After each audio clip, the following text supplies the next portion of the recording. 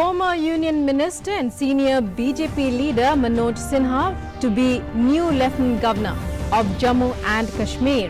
President Ramnath Kovind accepts resignation of Girish Chandra Murmu.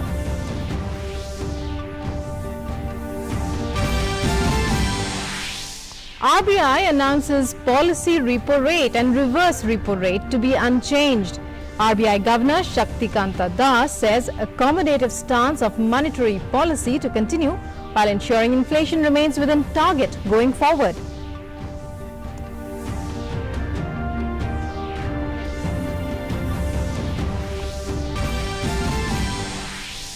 Eight dead, 41 others injured after fire breaks out at COVID-19 hospital in Ahmedabad.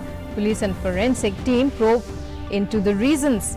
Prime Minister extends condolences to bereaved families, announces expenditure of 2 lakh rupees each to next of kin of the deceased and 50,000 rupees each to the injured.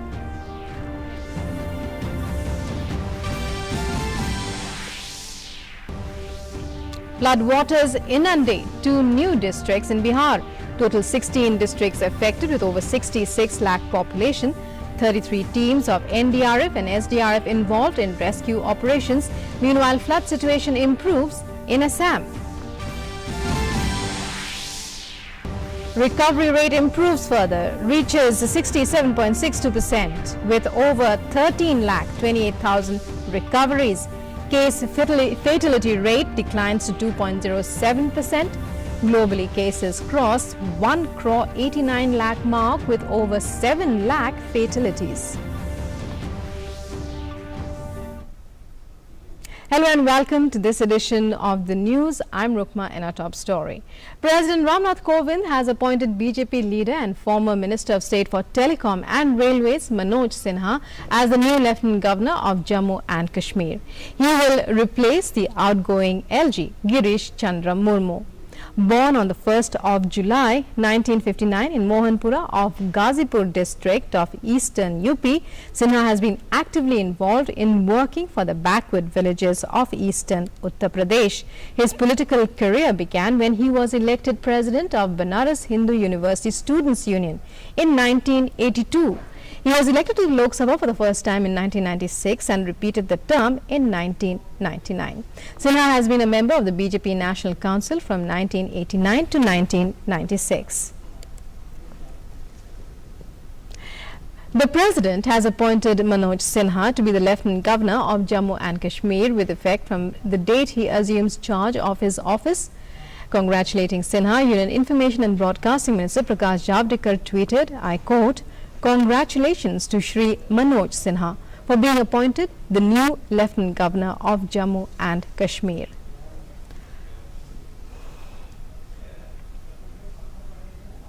The Reserve Bank of India today opted for a status quo and left interest rates unchanged. RBI Governor Shaktikanta Das announced the decision of the bi-monthly Monetary Policy Committee today, in which the repo rate has been kept unchanged at 4% and the reverse repo rate is also unchanged at 3.35%. RBI Governor, while maintaining an accommodative stance of monetary policy to continue as long as necessary to revive growth and mitigate impact of COVID-19, ensures that inflation would remain within the target going forward. The MPC sifted through domestic and global conditions and evaluated their unfolding impact on the overall outlook for India and the world. At the end of its deliberations, the MPC voted unanimously to leave the policy repo rate unchanged at 4% and continue with the accommodative stance of monetary policy as long as necessary to revive growth, mitigate the impact of COVID-19 while ensuring that inflation remains within the target going forward. The marginal standing facility rate and the bank rate remain unchanged at 4.25%. The reverse repo rate also stands unchanged at 3.35%. The RBI Governor also said that borrowing costs in financial markets are at a decade's low. The rate of borrowing instruments has also softened. Borrowing costs in financial markets have dropped to their lowest in a decade on the back of abundant liquidity. Interest rates on instruments like the 3-month treasury bill, commercial paper, and certificates of deposit have fully priced in the reduction in the policy rate and are in fact trading below the policy rate in the secondary market. Commercial papers of NBFCs have softened, rates have fallen to 3.4% on July 31st, 2020 for non-NBFC borrowers. In Gujarat, in a post-midnight fire incident in the ICU of Shrey Hospital in Ahmedabad, nearly 8 patients lost their lives in the designated hospital in Navrang Extension. 41 others were injured. According to eyewitnesses, the fire broke out due to a short circuit. The fire has been controlled by fire tenders. Gujarat Chief Minister Vijay Rupani has announced ex gratia of 4 lakh rupees each to the families of the deceased and 50,000 rupees to the injured. Rupani has also ordered a probe into the incident, and a report has been asked for within 3 days. Meanwhile, Shrey Hospital has been sealed. Other patients have been shifted to Sardar Vallabhbhai Patel Hospital. Prime Minister Narendra Modi और forensic science के अधिकारी कारणों की inquiry कर रहे हैं। माननीय मुख्यमंत्री जी ने इस समग्र घटना की जांच के आदेश दिए हैं कि जल्दी से जल्दी इस समिति के द्वारा इस घटना की इंक्वायरी हो और सच्चे कारणों को बाहर लाया जाए। अभी यह हॉस्पिटल बंद है, हमारे अधिकारी अंदर हैं, बाकी के पेशेंट्स सुरक्षित हैं। Prime Minister Narendra Modi has announced ex gratia for the next of kin and for those who have been injured in the incident. In a tweet, the Prime Minister said, I quote, ex gratia of 2 lakh rupees each from PMNRF would be given to the next of kin of those who have lost their lives due to the hospital fire in Ahmedabad. 50,000 rupees each will be given to those injured due to the hospital fire. Saddened by the tragic hospital fire in Ahmedabad, Prime Minister Modi extended condolences to the bereaved families. He prayed for the injured to recover soon. The Prime Minister also spoke to Gujarat Chief Minister Vijay Rupani and Mayor of Ahmedabad Vijay Patel regarding the situation. PM Modi said that the administration is providing all possible assistance to the affected. President Ramnath Kovind has also tweeted. He said, sad to hear about the tragic fire accident at a hospital in Ahmedabad, Gujarat. Thoughts and prayers with the bereaved families, wishing the injured an early recovery.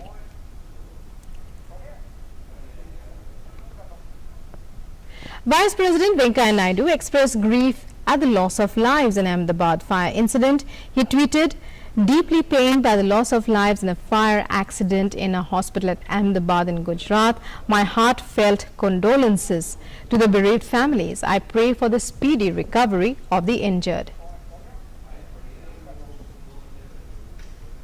Union Home Minister Amit Shah was anguished at the tragic incident in Ahmedabad.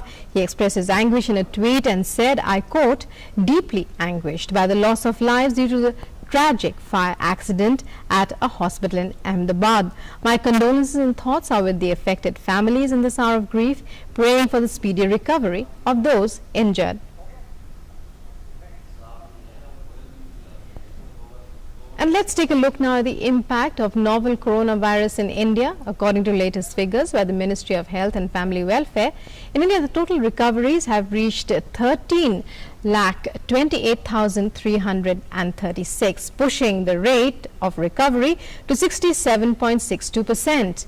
COVID-19 response and management driven by the centre's test, track, treat strategy is yielding desired results. With this, the gap between active cases and those recovered has widened. The active coronavirus cases in the country now stand at 5,95,501. Case fatality rate has also dipped further to 2.07%. Carrying thick files of past reports to doctors would be bygone days soon. Your health records will just be a click away.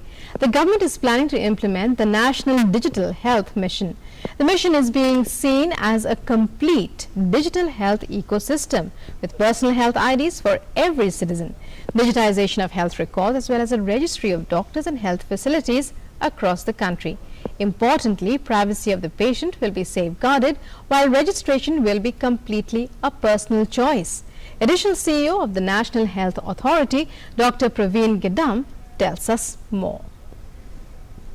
इससे जनता को health ID मिलेगा और इस health ID का advantage ये रहेगा कि इस हेल्थ आईडी का और मोबाइल ऐप का या कंप्यूटर का यूज करके उनको मनचाहा डॉक्टर या अस्पताल वो चुन सकेंगे जो कि स्पेशलिटी है, अपना गांव है, सिटी है, उसके हिसाब से। दूसरी बड़ी एक प्रॉब्लम होती है कि बहुत लोगों के पास पुराने हेल्थ रिकॉर्ड रहते नहीं हैं, इसलिए ट्रीटमेंट में, डायग्नोसिस में काफ़ी डॉक्टर लोगों को थोड़ी असुविधा हो सकती है। तो इससे फ़ायदा ये होगा कि अपने हेल्थ रिकॉर्ड ये इलेक्ट्रॉनिक सिस्टम में उससे लिंक कर पाएंगे ताकि वो जब भी डॉक्टर के पास जाते हैं तो पुराने सब हेल्थ रिकॉर्ड वो डॉक्टर को दिखा सकेंगे। In Assam, the total lockdown of 7 days has been imposed in Tinsukia and Makum municipal wards. Strict lockdown will remain in force till the 11th of August. The district administration in Upper Assam has announced the lockdown in the district in view of a surge in COVID-19 cases. However, essential services within the mentioned areas will remain unhindered during this period.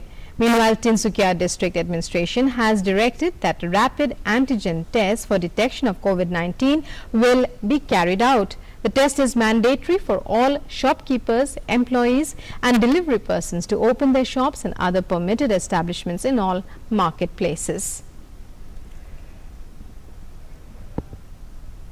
Police in Assam have been playing a proactive role in the fight against COVID-19 in the state, working day in and day out. The noble efforts of these corona warriors who recovered from COVID-19 to donate their plasma to treat other corona positive patients is indeed praiseworthy. We tell you more in this report.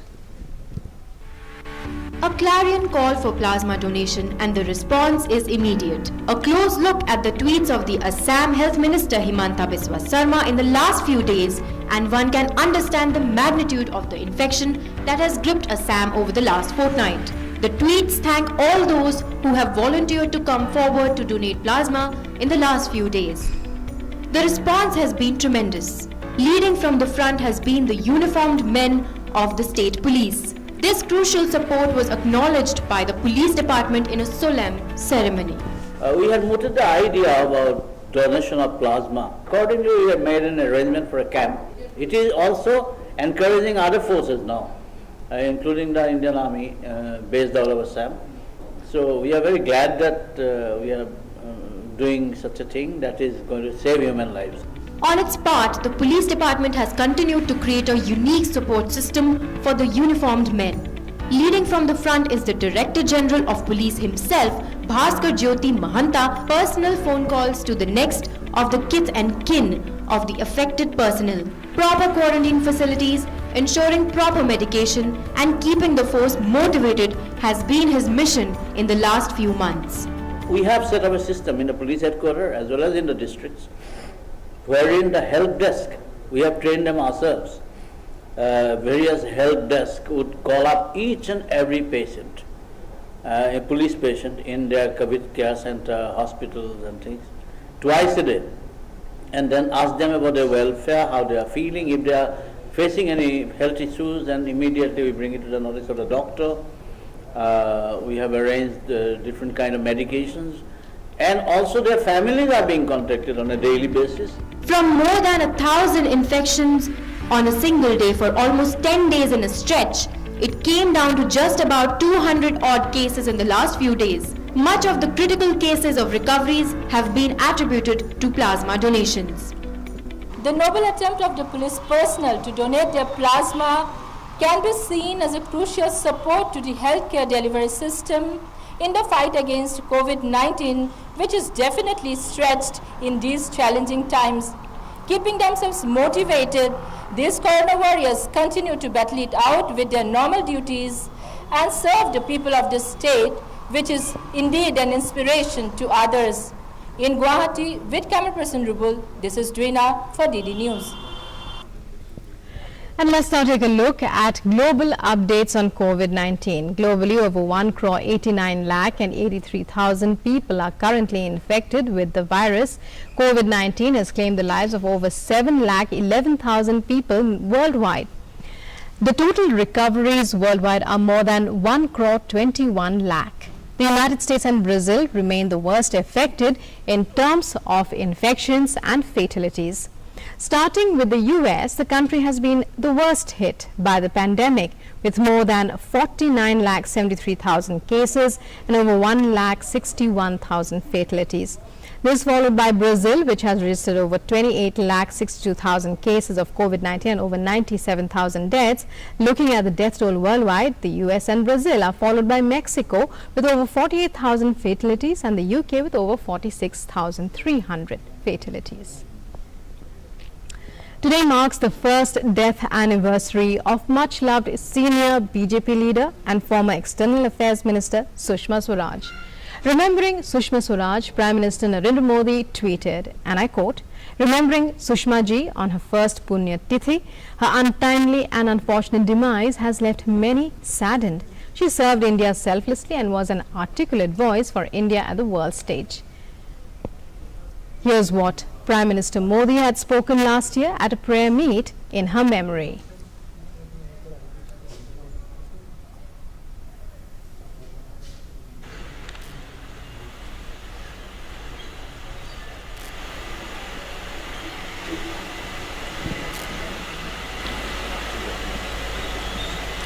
सामाजिक, राजनीतिक, आध्यात्मिक भिन्न भिन्न जीवन के महानुभावों ने जो भाव व्यक्त किए हैं, मैं उसमें अपना स्वर मिलाता हूं।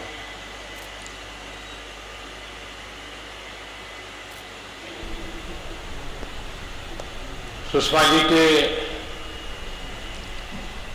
व्यक्तित्व के अनेक पहलू थे, जीवन के अनेक पड़ाव थे,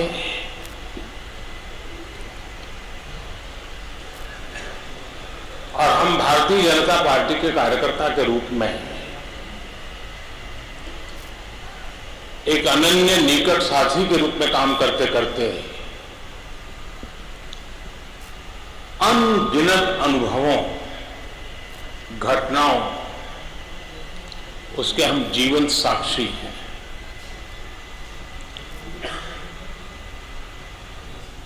व्यवस्था के तहत, एक अनुशासन के तहत जो भी काम मिले उसको जी जान से करना और व्यक्तिगत जीवन में बहुत बड़ी ऊंचाई प्राप्त करने के बाद भी करना, जो भी अपने आप को कार्यकर्ता मानते हैं उन सब के लिए इससे बड़ी कोई प्रेरणा नहीं हो सकती है जो सुषमा जी के जीवन में हमने अनुभव किया है।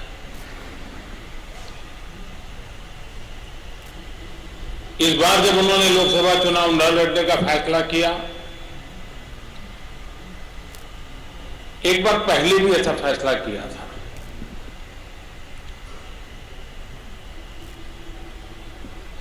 और वो अपने विचारों में बड़ी पक्की रहती थी। A program conducted to pay homage to late BJP leader named Sushmanjali was conducted via video conferencing. Union Information and Broadcasting Minister Prakash Javadekar and many eminent personalities from the film fraternity like Kavita Krishnamurthy, Subhash Ghai, Mridula Sinha, Anup Jalota took part and paid tributes to the late BJP leader.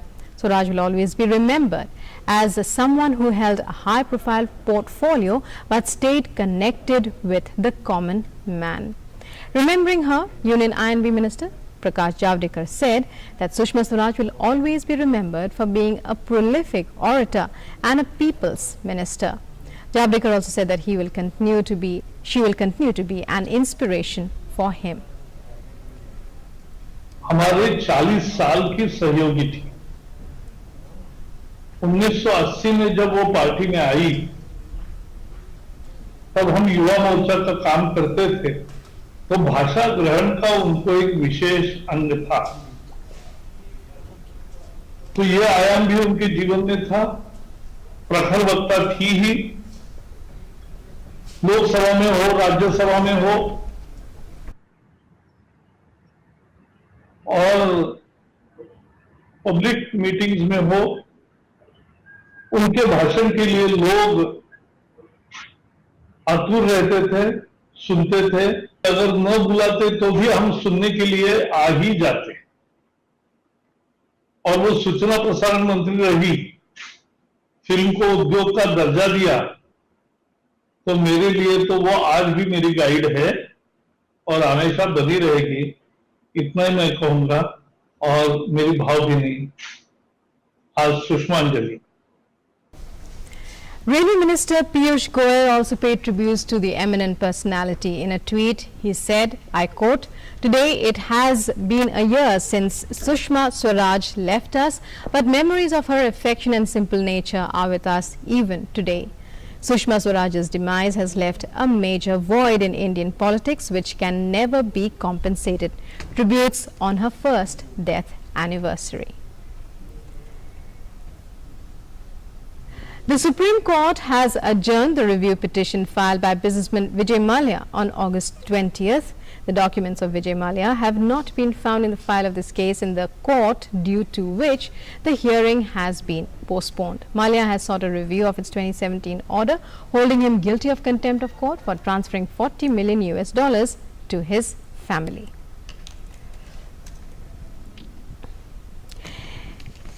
And in the Palghar Sadhu lynching case, the Supreme Court has asked Maharashtra government what has been done about the inquiry against the policemen involved.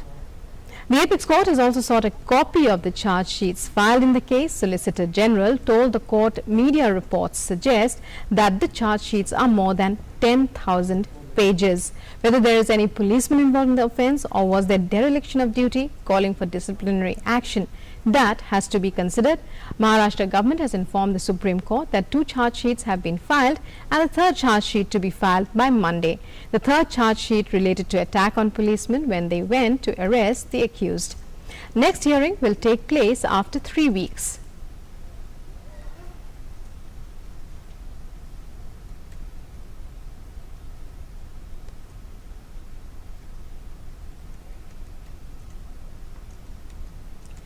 And a day after witnessing extremely heavy rainfall of the season, just within 12 hours, rainfall intensity is slightly reduced across Mumbai. And intense rainfall along with strong surface winds witnessed at isolated places across Mumbai for the past 3 hours. According to the Met Department, the intensity of rain is likely to reduce later in the day. Yellow alert by the Weather Bureau is already in place for Mumbai and neighbouring areas including Thane for today. Meanwhile, 15 teams of NDRF, including 4 teams in Mumbai, have been deployed in Maharashtra to deal with the heavy rain situation. Prime Minister Narendra Modi spoke to Maharashtra Chief Minister Uddhav Thackeray regarding the situation prevailing in Mumbai and surrounding areas due to heavy rainfall. The Prime Minister assured all possible support. Chief Minister Thackeray has asked BMC to stay on high alert and urged people to stay at home. He also reviewed the situation with district collectors. And parts of Karnataka continue to receive heavy rainfall. Bhagamandala in Kodagu district is facing a flood-like situation due to incessant heavy rains. Severe waterlogging is also being witnessed at many places, disrupting normal life. According to the Central Water Commission, the river Kaveri at Gudige in Kodagu district has crossed the danger level and is rising. The Commission has further said that the river Hemavati at Sakleshpur in Hassan district is also rising and is above the warning level. Heavy rains also lashed parts of Udupi district yesterday. Meanwhile, landslides occurred yesterday in Chikmagalur due to heavy rainfall. No loss of life or property has been reported so far.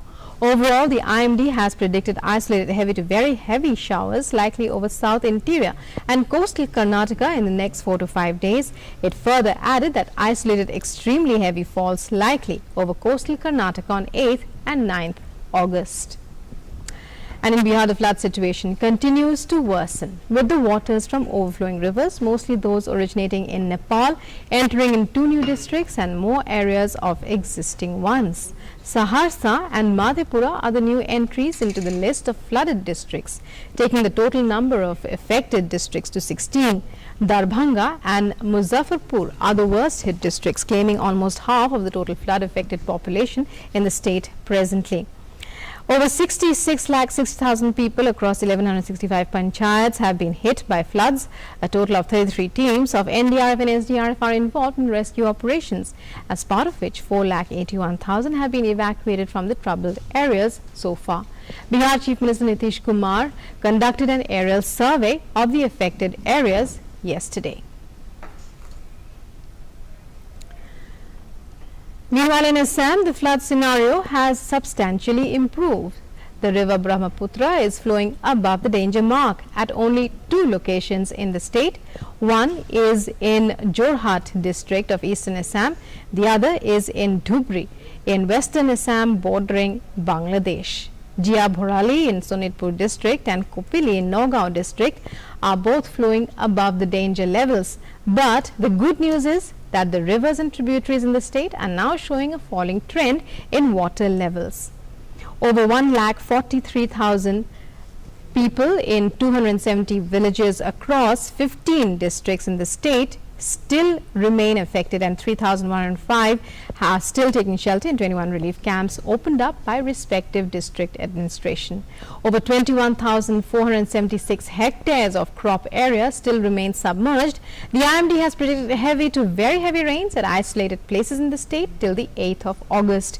Meanwhile, the flood situation in the World Heritage Site, the Kaziranga National Park and Tiger Reserve has also improved, but 50% of the park still remains submerged.